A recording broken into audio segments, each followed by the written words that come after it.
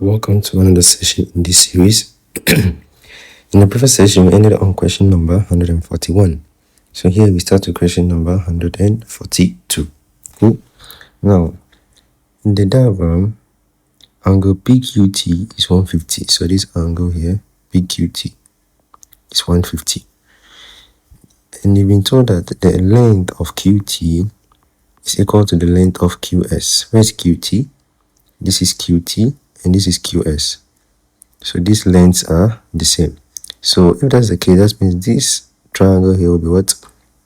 An isosceles triangle. That means two angles will be the same. The angles right here will be equal. Okay, so let's write that down. This angle here and this angle are equal. So if this is x, then this is also what? X. Okay, cool.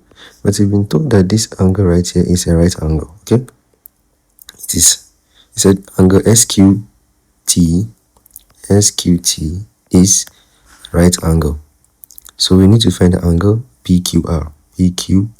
So this is the angle we are looking for right here. This angle is what we are looking for. Okay, cool.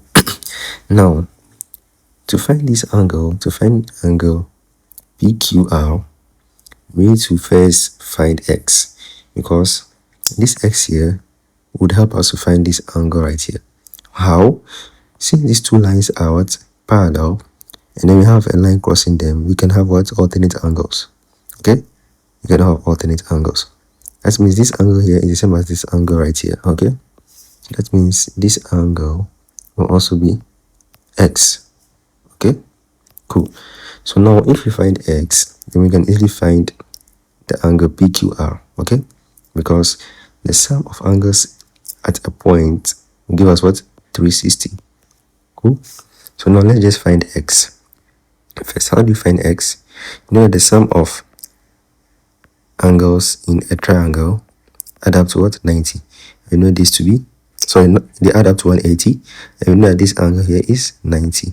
Okay, so what that means is x plus 90 should give us 180. So 2x will give us 180 minus 90, which would give us what? 90. So 2x is equal to 90. If we divide both sides by 2, we get our x to be what? 45. Okay, so x here is 45. And here, that means this angle here also is x, which is what? 45. So now we can easily find the angle at Q here, because when we add all the angles around this point, they should add up to what? 360. Okay, so let's do that. So we add Q, 150, 90, and then x. Okay, so we have Q plus 150 plus 90 plus 45 should give us what? 360. So let's make Q the subject. We have 360 minus 150 minus 90 minus 45. Okay, what will we have? This will give us 210 minus 135. I think that will give us 75. Okay, so Q is 75, which is B.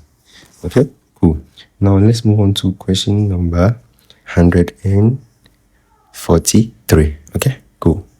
So the question says we should find the value of the angle marked y. So we need to find this angle. Okay, so now when you look at this line, they are parallel, right? They are parallel. That means we can have alternate angles. This angle and this angle are alternate. Okay, so that means this angle y is the same as 3x. So y is equal to what? 3x. Let's keep this for now. Okay, now we just need to find the value of x, then we can find our y. How do you find the value of x? Okay, we know that the angle, the sum of angles at a point will give us what? 360. So that means 120 plus 3x plus 5r should give us what? 360. So let's do that. We have 120 plus 3x plus 5x should give us what? 360. So we would have 8x is equal to 360 minus 120, which gives us what? 240. So x is equal to 240. We can divide both sides by what? 8. So the 8 will cancel. Then we would have x to be equal to what? 30, because it will cancel this how many times? 3 times. And you add 0. Okay? Cool. Now, since we know x, we can just what? Input it into this equation to find our y. So y will be equal to 3x, which is equal to 3 times 30.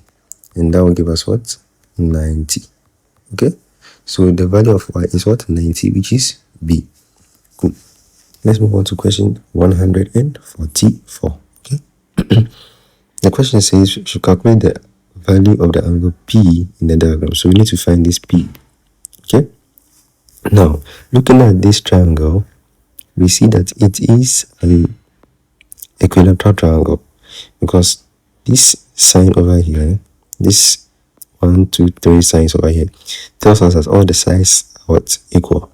So if the sides are equal, that means the angles are also what? Equal. Okay? Now, so that means if this angle is x, then this whole angle will also be what? X.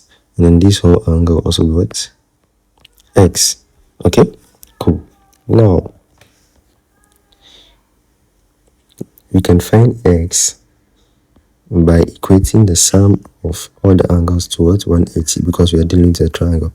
We have 3x to give us what? 180. We divide both sides by 3. We find x to be equal to what? 60. Okay?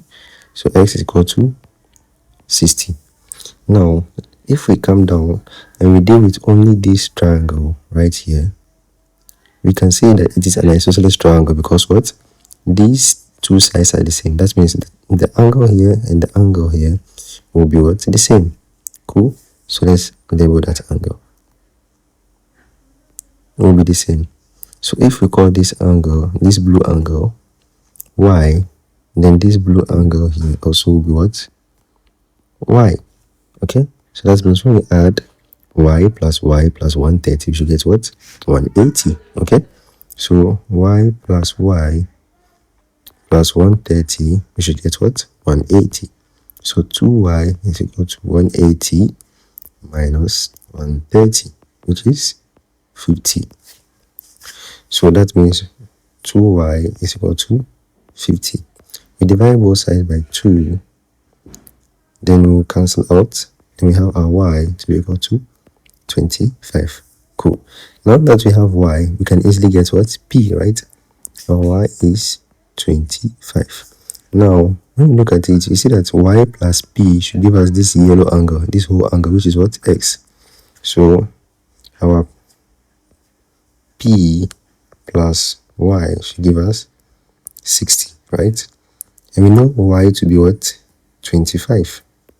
So we can just put it in this equation, then we get our p. Okay? So p will be equal to 60 minus y, which is what? 25. And that will give us 35. So p is equal to 35 degrees. Okay? 35, which is C. Alright? Cool. Let's move on to question number 146. Okay, I think we'll have to stop here for now. In the next session, we move on to question number 146. Okay? Thank you so much for joining this session. See you again next time. Bye.